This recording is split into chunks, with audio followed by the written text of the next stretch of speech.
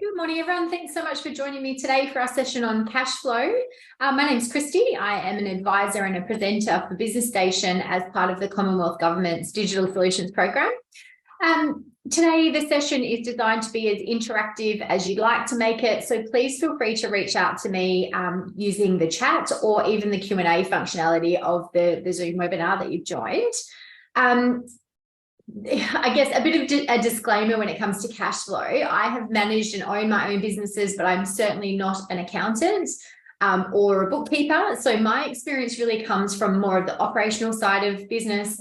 As with anything financial, it is always recommended that you seek professional advice for any aspects of your own business and your own setup. But we're not really going to get into business setups and that kind of thing at the moment. Just really practical advice about managing and understanding your cash flow.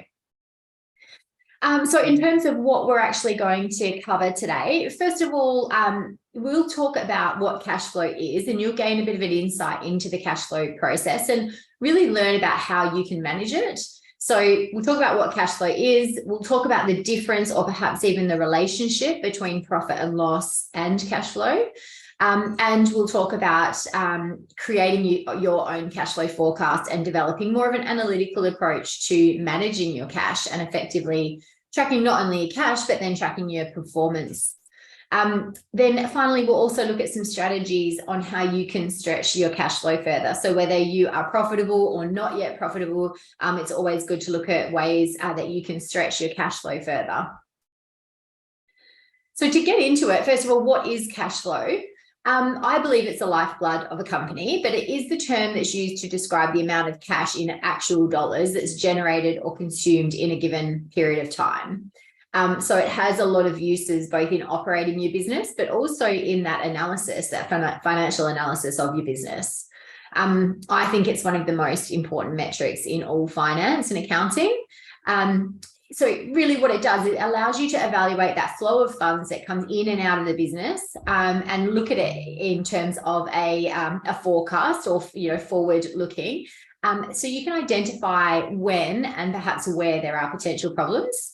So if you can understand your cash flow, I believe it's the key to business success. So you can find out how to manage it, you'll find out how to stretch it further and hopefully become more profitable in the process. So talking about profitability, what is the difference between cash flow and profitability? Well, profitability is the ultimate goal when it comes to the financial side of running a business. But you don't normally find out or determine your profitability until the end of a period of time. So a lot of the time that's the end of either a quarter, a month perhaps, or even in some cases, the end of a financial year. So that's really the key difference between cash flow and profit. Profit looks backwards, whereas cash flow looks forwards. Profit is essentially the amount of money that's is left over within your business after you paid all your expenses and obviously received all of your income. So it's normally looked at the end of a financial year because there can be so many variances as the year goes by. Making a profit is very simply that you've made enough sales of your product to cover all of those existing costs, which are your expenses, plus you've had some left over. Now, cash flow, on the other hand, indicates that net flow of cash in and out of the business at any particular time. So it could be outlined in weeks, it could be months, or it could be years, depending on how you set up your reporting and also depending on the nature of your business, both your industry, but then your location as well, and seasonality and that kind of thing can really impact how you report on your cash flow. Now, cash flow does matter, and it matters a lot. Having good or a positive cash flow means that you will have enough money to pay for all of those expected expenses, and you'll be able to pay for them when they're due. But it also allows you to know when you're able to reinvest in your business or perhaps even purchase capital or other assets that you might need to actually grow your business or even to run it more efficiently.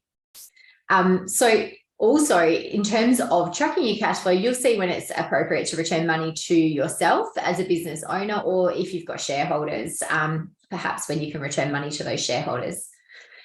So you'll have that assurance that you've got that buffer to cover you against any future financial challenges as well. So some things can pop up that are more unexpected. Let's say, complete equipment replacement, which is not forecast. There could be legal expenses or other unforeseen things that pop up. And things do pop up, so you have to know that you can cover them or have some assurance that you'll be able to get through if something out of the ordinary happens. Now, businesses that have cash flow problems, on the other hand, they won't have enough money to pay the necessary things, let alone anything unexpected. So the other thing you need to keep in mind is that you can have profitability, but then suffer from cash flow problems.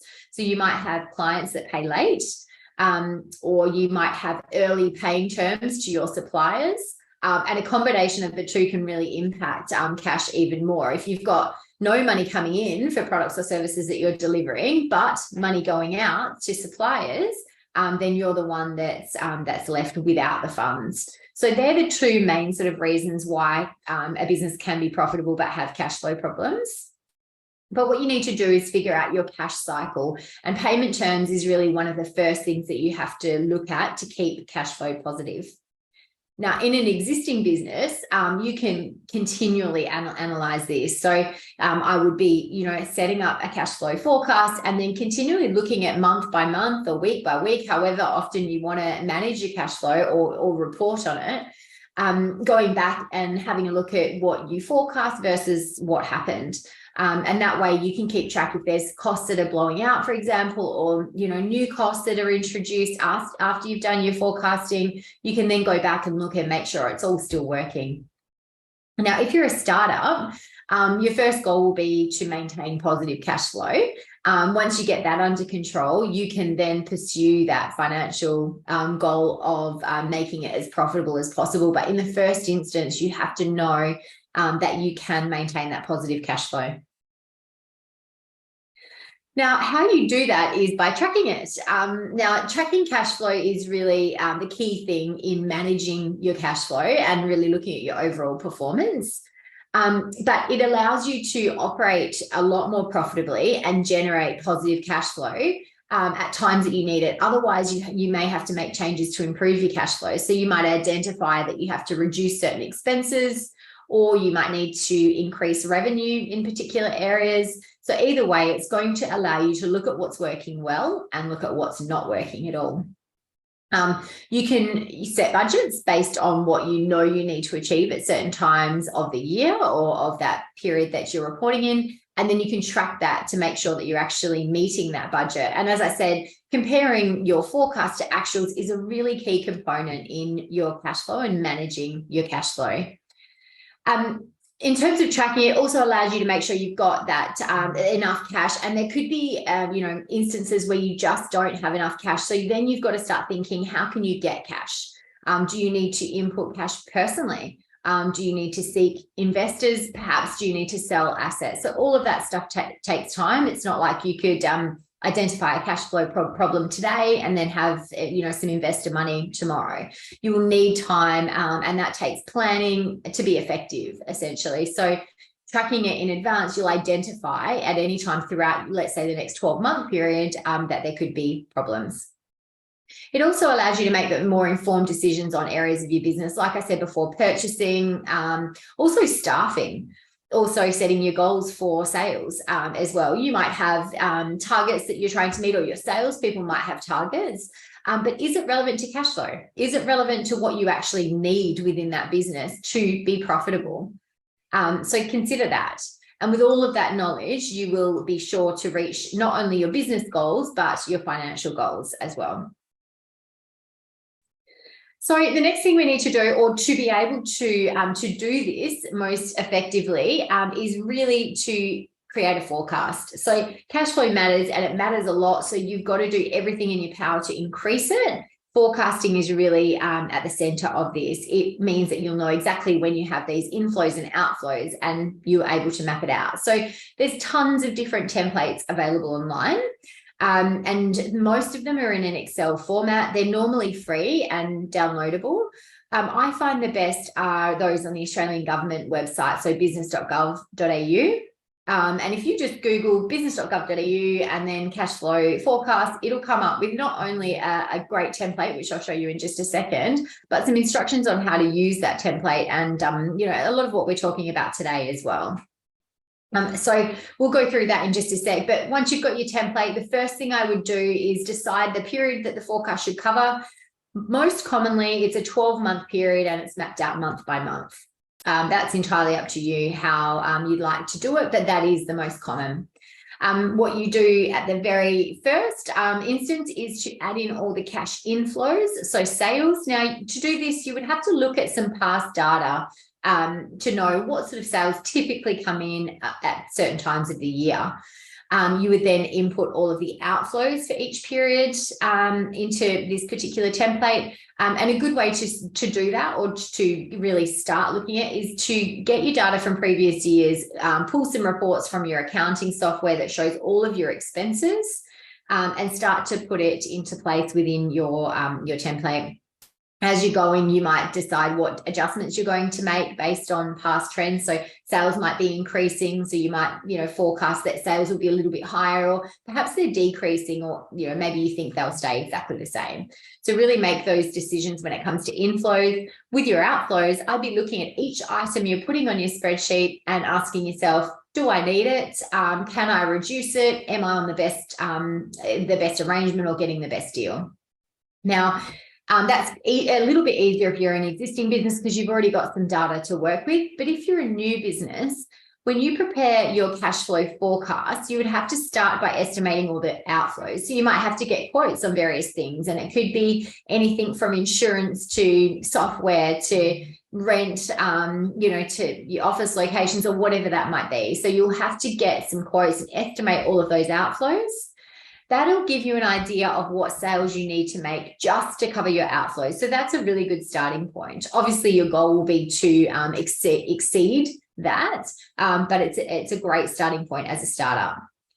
Also keep in mind when you're doing this and when you're mapping it out, sales figures will always change because they do depend on various factors. So it could be, the type of customers that you're selling to. It could be anything from seasonality, what the economy is doing, interest rate increases or higher or lower unemployment rates. It could all impact your sales, as well as what your competitors are doing, or if there's new competitors in the market. So when you are forecasting, be as realistic as possible, because it's only going to be you that is comparing your actuals to what's forecast, and you want it to be as realistic as possible, because otherwise it's not giving you a true representation of what might happen across the year. So hopefully that makes sense, but we're going to have a look at a template now. Now, this is the template from the business.gov.au website. I think it's great. Like I said, there's lots of different templates available, but this one is just really straightforward. Very simple to use. It's downloadable as an Excel document. So all of the blue cells that you see here are cells where you'll input data. Now, to give you an idea of the different topics, and I'll just show you on here, you can see the incoming could be sales, it could be selling an asset, it could be debtor receipts, or loans that you're getting, or any other income. So think about any way that money is coming into your business. Now, sorry about that, just skipped off. Now, when we look here at sales versus debtor receipts, so keep in mind, you could make a sale in July, but if the debtor doesn't pay you till August, because we're talking about cash flow, you want to import that as a debtor receipt in the month of August. So this is where you need to know your payment terms as well. Reason being is because, as I said, we're talking about actual cash coming into the business. So if the cash isn't coming in July, it's not coming into August, then that's when you're going to account for it. Sorry. Okay, so hopefully that makes sense. So really think about the timing. You will put in opening bank balance here, and that's the actual cash that you have on hand. So input that first. Now, then you add inflows. As I mentioned, if you're an existing business, I'd start by looking at past sales results, and then, and analyzing that and forecasting a little bit based on what trends. Is it trending up? Is it trending down? Is something changing within your business where you'll sell more or less? Then the outgoing cash, start to think about absolutely any and every expense within your business. So it could be purchasing, and it could be relevant to stock. It could be things like accountant and solicitor fees. It could be bank fees. There could be utilities, telephones, loan payments, rents, absolutely anything. So map it all out there, particularly with subscriptions and IT and that kind of thing. Mapping it out on a template like this is a great opportunity to have a look at it. So let's say you put something in and there's a membership, for example, and you're going, that's $1,000 membership. Ask, investigate what's it for. Do you need it? Is it essential within your business? So here, as you're inputting all of these outflows, it's a really good opportunity to look at reducing expenses. Things like any subscriptions, particularly IT stuff, there might be better deals. Think about, some of the big telephone companies, for example, they're always releasing better deals on mobile services or whatever that might be. So this is a good opportunity to start getting quotes, shopping around and trying to get the best possible deals. Because you're inputting it here, you'll be able to get that sort of overview of what your expenses look like. There could be some little sneaky things that are popping in there that you sort of forgot, subscriptions that you forgot you had, or just little bits and pieces that you weren't quite aware of. So really map it out, get the information from your accounting software if you've got it, from a bookkeeper if you've got a bookkeeper, and input it all in here. Don't forget, any of your outflows. When you look at cash outgoing, you've got wages, but then you've got things like superannuation that's not due. So you might be paying wages fortnightly, but your superannuation will be paid quarterly, or same with your PAYG. So those kind of things. So really factor the item in when it's actually paid out. So I'd encourage you to download a template of your own, but certainly look at that business.gov.au template and go from there. But now we're going to get into what I consider to be the good part. So having a look at some strategies for improving cash flow. First of all, you need to have mapped out your cash flow so you're all set up to track it. Through that process, you'll identify if you actually need to improve it or not. But no matter whether there's a profit or a loss showing on your cash flow statement, you should still look at ways to improve it. Now, I'll just go back a step here on this cash flow forecast and just show you the areas where you can actually identify that. So here you'll have the total incoming for that particular month. It will then total up the outgoing, which will give you a monthly cash balance, which is a pretty simple calculation. It's the incoming less the outgoing equals your monthly cash balance. What happens from there is that it rolls over to a closing balance. So it'll add how much you had in your bank, plus your inflows, less your outflows will be your closing balance. That closing balance will then roll over to the next month and be your following month's opening balance. So it'll keep rolling like that. So you might have a good month, a good month, a good month, a really bad month. And so here it might be in the red, but down here it's still positive because you've had money roll over from previous months. So that's a really important thing to know. As small businesses, you might think, all right, July's been a great month. I've got an extra 10 grand in the bank. I'm going to buy that asset that I needed. But what you have to factor in is that, later in the year, you might actually need that money. So it might have to stay in your bank and roll over to get you through some quieter months. So this is the perfect template and, the perfect overview to see where there are monthly challenges or an overall challenge. And it is very common for seasonality within businesses. So you should have certain months that are your peak, your bumper months. Doesn't mean you can spend all the money. Have a look at when there's lower months because of reduced demand and see if you need that money to get you through. Okay, so going back here, strategies for improving it. Generally, strategies for improving your cash flow fall into one of three categories. So you've got revenue growth, you've got operating margins, and then you've got capital efficiency. So we're going to look at some of the key areas within those three main pillars. But I would really encourage you to have a look at all areas of your cash flow. Obviously, there will be some things that are specific to your business. I'm going to go through the more generic stuff. And I also do believe that most of what we're going to be going through and talking about here comes down to marketing and strategic marketing. So first you have to understand your cash position or your cash flow position. And then you're going to have a look at all of these elements that we're talking about and I think, improve the marketing in various ways, which will then improve your cash flow. So we'll talk about that. Now, the three main pillars, to expand on them a little bit further, you've got revenue growth, and that's essentially the volume of goods or services that you're selling, and also looking at the price of what you're selling it for. You've then got operating margins. Now, operating margins is your cost of goods sold, and then also you're selling your general and administrative costs or expenses. And then the last element is capital efficiency. So that's really just a question of how efficiently you're using your cash to operate and then also to grow. So it looks at property, plant and equipment, and also inventory. As I mentioned, there are some sub areas within those sections, which you can see on the screen here. We won't get the chance to go into absolutely all of those, and not all of them are relevant to all businesses, but we're going to go into some of those main areas, starting with pricing. So a lot of businesses that I work with, or when I first start sort of talking with them, don't really know if their pricing is right, or if their price cover costs. The other question I always ask businesses is, what products or services are your most profitable, and what products or services do better than others? So think about your business, and find out, if you don't already know, what are your most and what are your least profitable products and services. How can you increase the sale of your more profitable products and decrease not so much the amount that you're selling of your less profitable products, but the amount of time or energy you're spending on the less profitable products?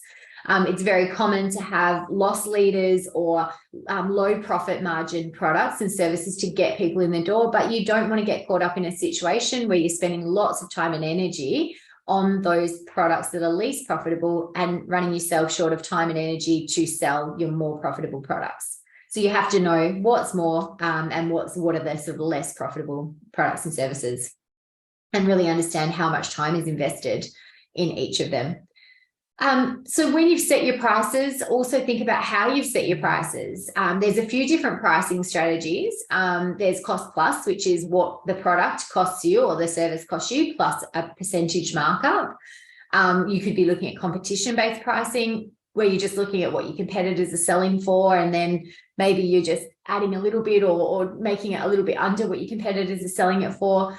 And the third sort of pricing strategy is looking at sort of the customer-based pricing. So just looking at purely what the customer is willing to pay. But you really need to look at all three of those elements to be effective. So you can't just base your pricing on what it costs you plus a markup, because you might not be competitive.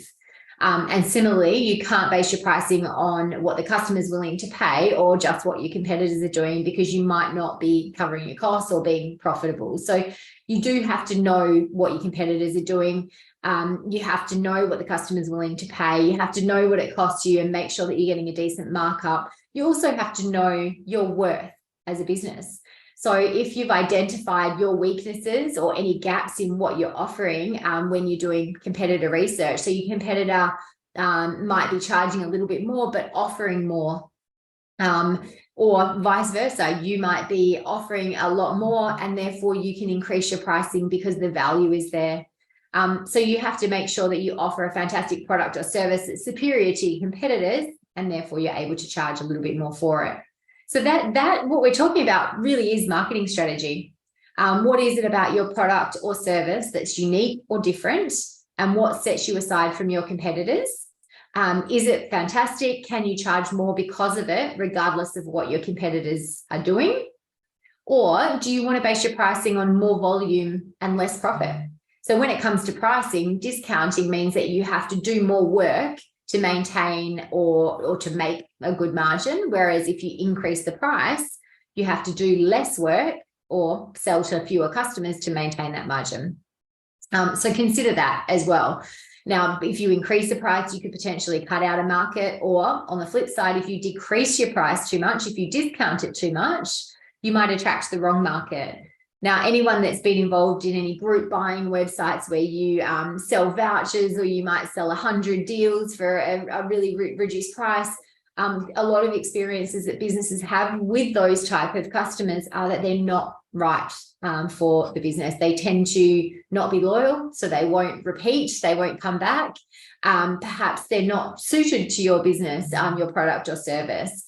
You're certainly making a much smaller margin on them as well. So you're doing a lot more work, but you're getting exposure to a broad market. So those kind of things you really have to weigh up and look what fits with your overall business strategy. So pricing is a really interesting one. When you've got a cash flow forecast, like the template I showed you, tweak your pricing. Just tweak your pricing by a couple of dollars per unit and see what happens to your cash flow. It's a fascinating thing to do. Or you could reduce it a couple of dollars and see how that impacts your cash flow. When you've got a good template set up, it will only take you a couple of seconds to input some of those changes, and it will really just fold out in front of you what that does to your business. So the next element we'll look at is volume. So with volume, you have to think about if you can increase your overall volume, or specifically increase the volume of sales of those more profitable products and services. You could also have new markets to sell to, or you could create new products, or even improve your sales processes to allow you to produce more. Sometimes in small businesses, I find that companies are limited by how much they can produce because of, it could be a cash flow issue, but it could be just a workforce issue, or even the equipment that you've got. Now, this table that you see in front of you is a profit enhancement table. So there's a few different options in this table, or profit enhancement options, if you like. So the first one is market penetration. Now, that's where you've got an existing product in an existing market. So that really occurs when, as a business, you're trying to penetrate a market in which you already sell products. So you really just want to get your competitors' customers. That's pretty straightforward. It's always a good opportunity, but it involves a good communications and perhaps even an advertising or marketing strategy, because you've got to convince those customers that they really need to buy through you as opposed to your competitor to get that market share. The next element in green there is product development. So that's where you develop new products for existing markets. So thinking about within your business, can you launch a new product or service? Maybe, if you've been researching your competitors or researching what your customers are doing, you've identified that there is a new opportunity or a new product that would suit your existing market. So is there anything you can develop there? The third one in orange is market development. So that's where you have existing products, but you're looking at a new market. So you're looking at developing a new market. So broadening your scope, perhaps. Let's say you sell locally, but you're going to go online, so you're going to start selling globally. The online versus bricks and mortar is a really good example of market development. The last element in red is diversification. So that's where you're looking at completely new products in a completely new markets, I should say. So thinking about spreading into new areas, selling something completely different to your existing core product. That has, I guess, not limitations, it has concerns. And I would always look at diversification and make sure you're not taking your focus, your time and energy away from your core business. Don't get distracted by the shiny things, if that makes sense. If it ties in with your business and if it actually makes sense in terms of your overall business and marketing strategy, diversification can be fantastic, but make sure that it's not going to negatively impact the time, resources, and effort that you can put into your core business, because otherwise you're going to see all of the results on that side sort of drop down and perhaps, go up on the new market, new product that you're launching. So really consider if that ties in with your overall business strategy. Now, a couple of other considerations in terms of volume.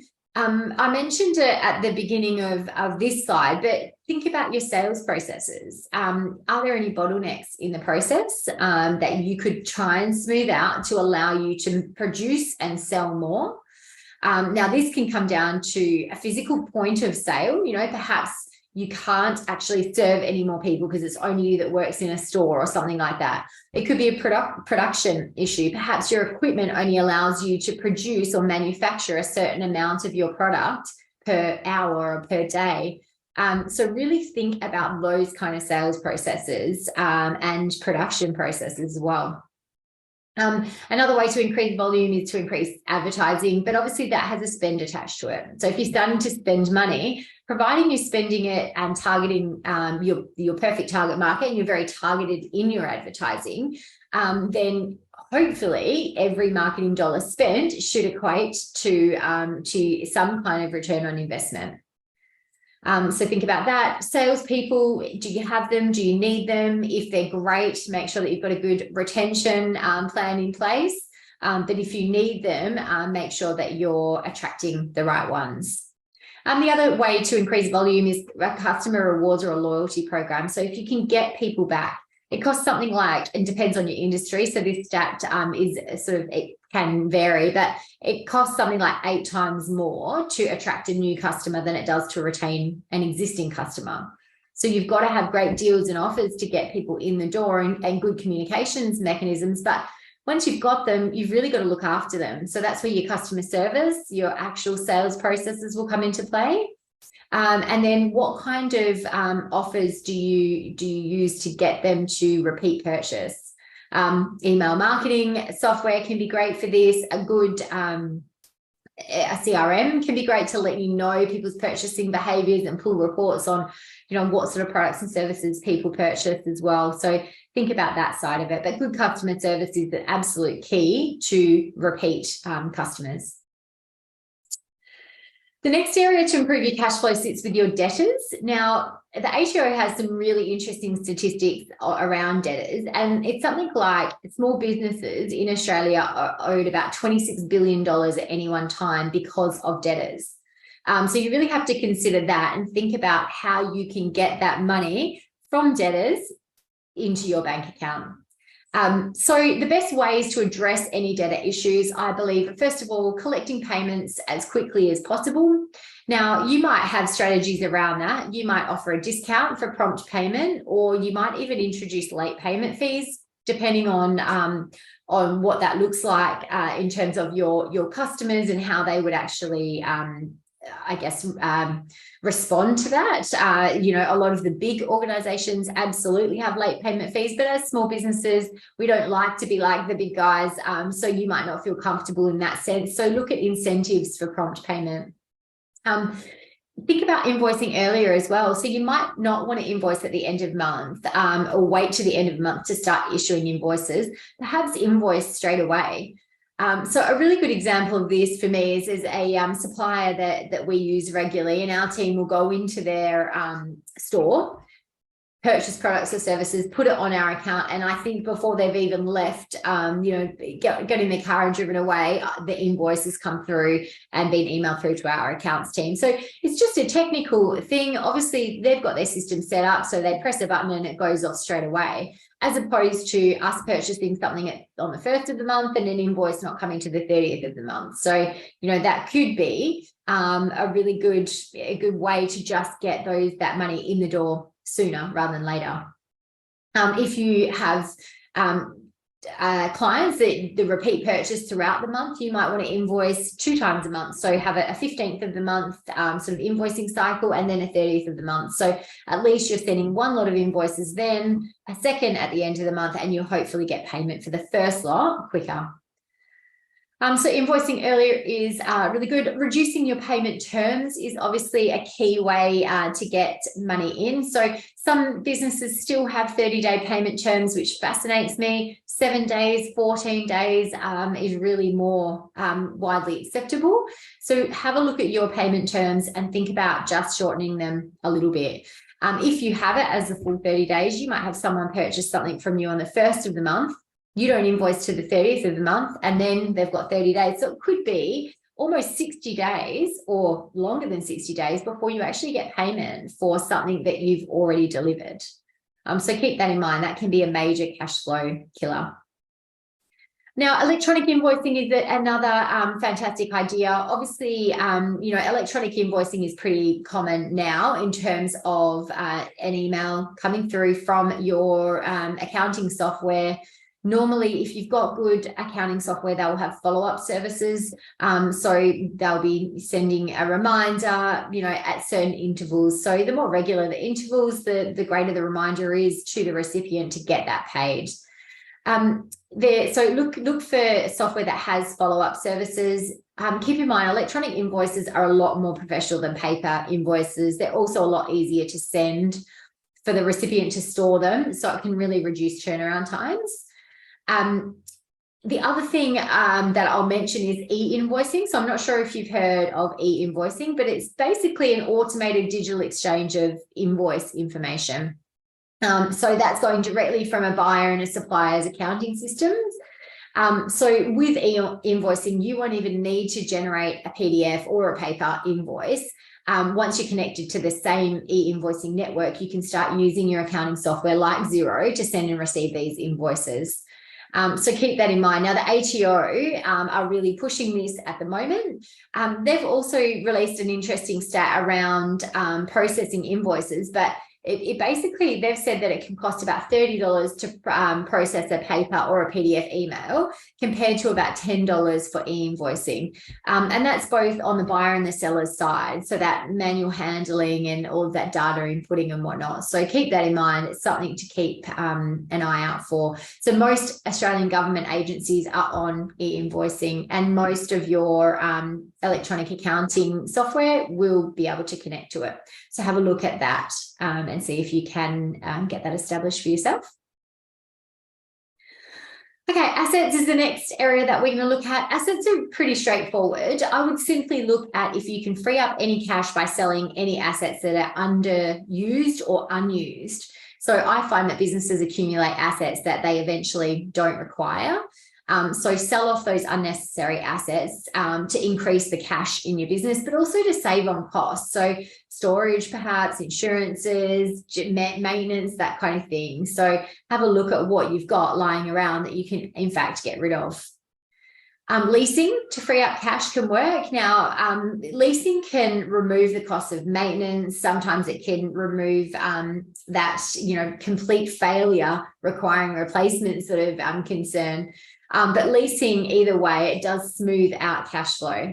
So if it's appropriate for your business, think about what equipment you've got and look at leasing to free up cash if it's relevant to your business again. But I'd also look at refinancing, perhaps even negotiating better terms with any existing loans or bank agreements that you might have.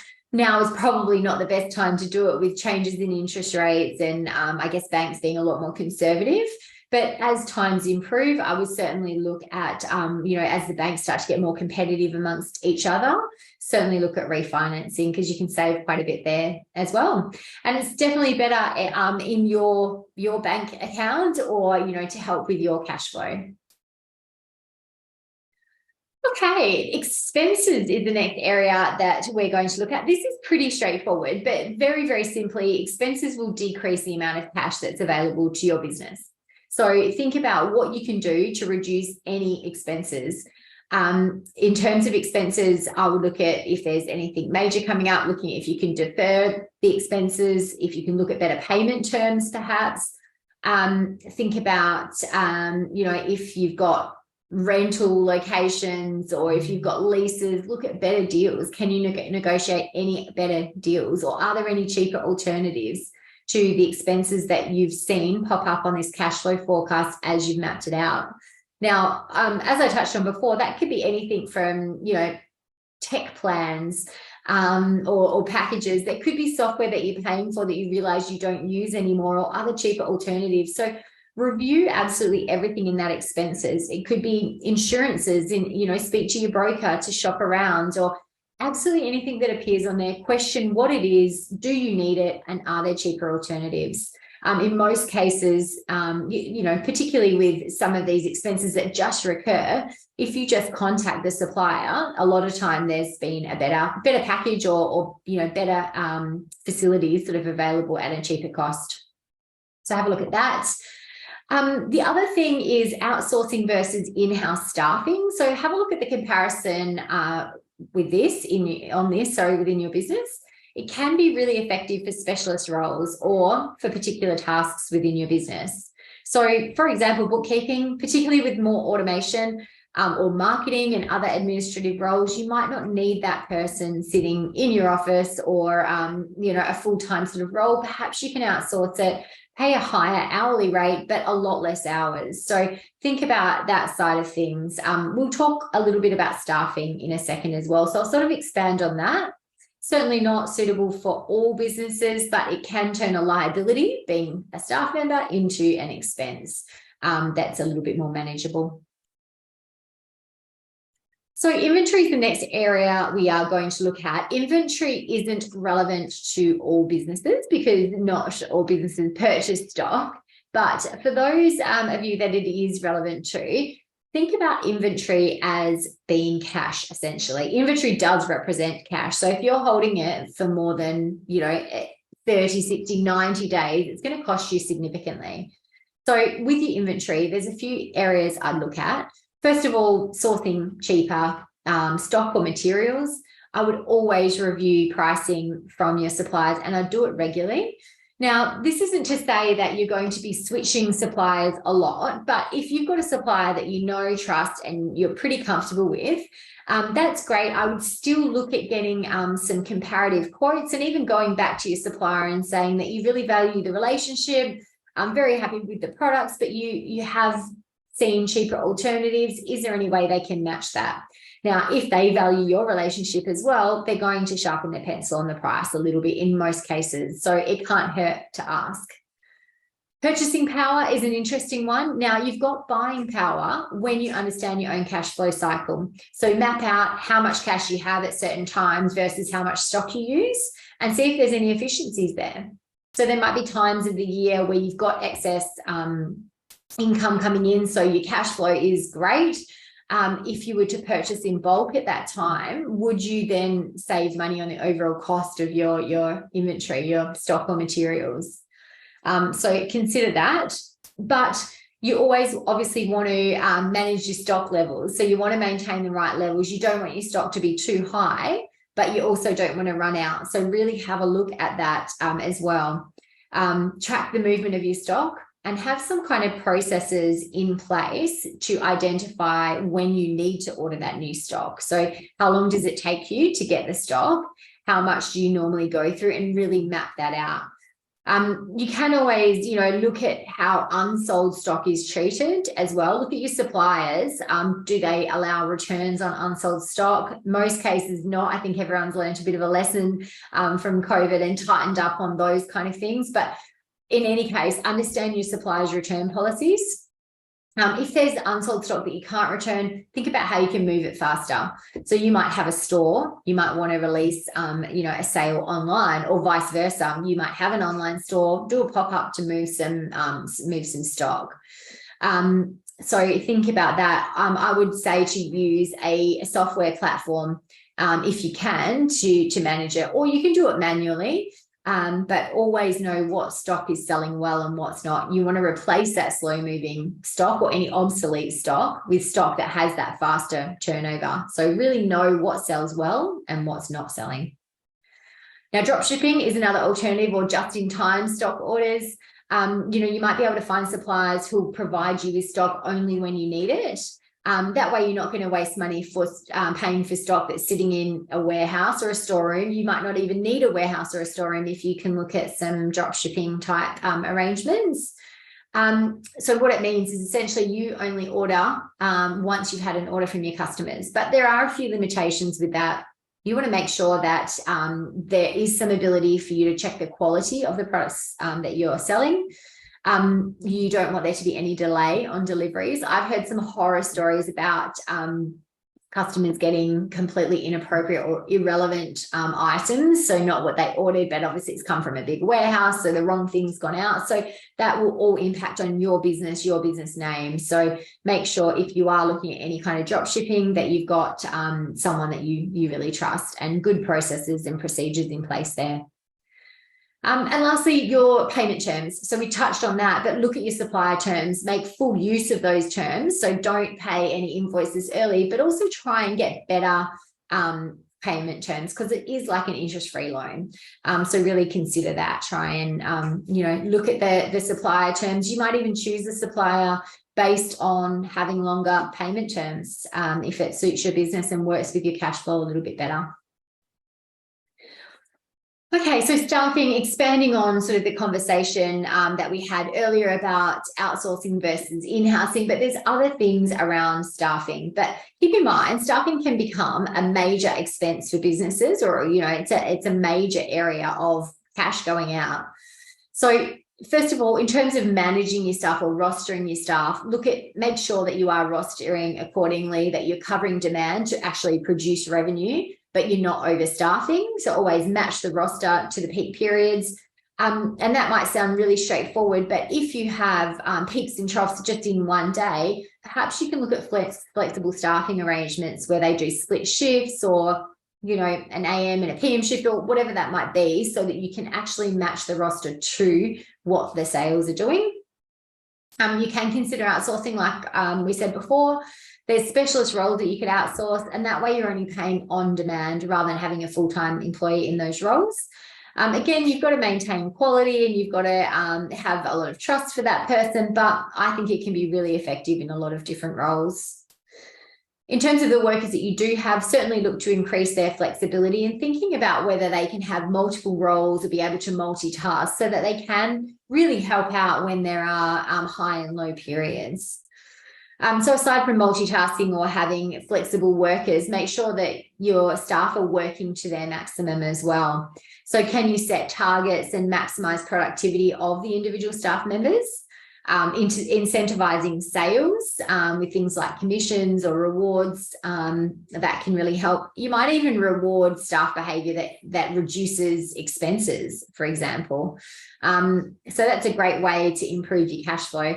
One thing you have to be careful of there is make sure you're only paying commissions or, you know, giving staff rewards once you've got the money. So imagine you're selling something and you haven't received the money from the debtor yet. You don't want to be paying out to the staff member. So make sure that all ties in and works with the right timeline. Now, qualifications of staff is a really interesting element. I would say that you should employ more qualified staff. Now, that would mean paying a staff member more because of their higher qualifications, but this is sort of more coming from a sales and marketing perspective or a customer service perspective. It can really allow you to increase your sales and increase your customer satisfaction. That will in turn create positive word of mouth, which will result in repeat customers and more customers. So an unqualified staff member or a lower qualified staff member may look like a quick win on a cash flow forecast, but in fact, it can be really damaging in the long run. So really think about that. And I see this example in hospitality is a hard one because, you know, there is a workforce shortage at the moment. But you think about that person that serves you, and if they're able to really sell to you, talk to you about different products and services and upsell you or cross-sell you, you're going to spend more money with them and walk away feeling understood, a lot happier, and like you want to go back. So as opposed to someone who's not engaged with you, not able to tell you about other products and services. So even if it's not employing more qualified staff, really focus on training your staff, and that customer service should be the absolute core element in your training program. Once you've got these great staff, retention is key. Staff turnover should be a huge goal for all small businesses because it has such a major impact to the bottom line. So you've got employment expenses and just anything from advertising for particular roles to interviewing, then training them. So there's a lot that goes into a new staff member. And it becomes a major expense to a small business. So you really want to retain good quality staff and really reduce those turnover costs. You want to be the employer of choice. Once you've got those staff that are perfect fit for the business, look at what you can do to keep them. All right, so that covers different strategies to improve your cash flow. There's a few other elements as per that, for one of the first slides that we had a look at. So I would look at the ones that we've discussed as a bare minimum, but go back to that and just see if there's any other areas that you can look to improve your cash flow. When you get to the point that you've determined if you've got a profit or a loss on that tracking template that I mentioned, you might need to make some considerations from there. So when it comes to profit, my advice would be not to be too quick to take it out. Look at investing it back in, and that will help you to manage cash flow for future months or years, or even use it to pay down some of your debt if you can. If you've got a loss, you might have to look at how you can either input your own money, get equity from investors. You might even have to borrow to try and fill some gaps. So, a quick win is to look at an overdraft. It's a really common solution, particularly to either debtor or seasonal cash flow issues. So banks will normally have a pre-approved sort of amount based on your financials and the figures that you've provided them on what you can have as an overdraft. So that could be a really good first step. Now, the final step and the most important step of all is really to just review your estimated cash flows against those actuals. So once you've got it all mapped out, month by month, go back and check what you estimated against what the actual was for that particular month or period. When you're doing it, you can highlight any differences that there might have been between what you estimated and what the actual was. And ask yourself, or have a look, investigate into why your cash flow didn't meet your expectations. It could have been something like lower sales than forecasted, or it could have been, unexpected expenses or higher expenses. You'll have to take different actions then for different situations. So if it's lower sales, you might then have to implement some kind of strategy to increase the sales, which might come down to marketing, a return customer sort of initiative or something like that. But do keep in mind that cash flow is all about that timing and the flow of cash. So when you're preparing that cash flow forecast, be as accurate as possible, because then it's all going to be relevant when you get to that comparison and it will actually all make sense. Now, in terms of some cash flow mistakes, just before we wrap up, the biggest and most common mistakes that I see are, first of all, running a business from your bank balance. It doesn't account for any planned or unplanned expenses, or perhaps even the seasonal nature of your business. But a lot of small business owners do it. They go, all right, there's plenty of cash in the bank. Yep, let's buy that asset. When in actual fact, you need to look at the bigger picture. Do you need that cash for the future? Improper management of taxes and other sort of government expenses can really impact cash flow as well. So think about things like GST, super, PAYG. They're pretty clear. You should know what you need to pay. So make sure that you account for them. Make sure you're paying on time. There's penalties for late payments. It is simple to account for your taxes. So do it in the planning stages rather than leaving it to get overdue bills and that kind of thing. Another cash flow mistake is spending too much money on sales. So as a small business, yes, you need new customers, but you need to be really careful that you're tracking the acquisition cost of a customer and then tracking the total revenue that each customer generates you. So when we talked about those group buying sites earlier, it can be tempting to go, yep, I can get a sale of 1,000 of these vouchers or of my product, but really have a look at what the margin's going to be on that. Are you spending too much or discounting too much to get them in the door?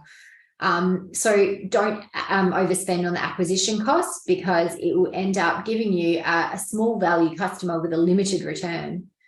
The more customers you have, it doesn't necessarily mean the higher your profit will be. So really consider your discounting in that sense.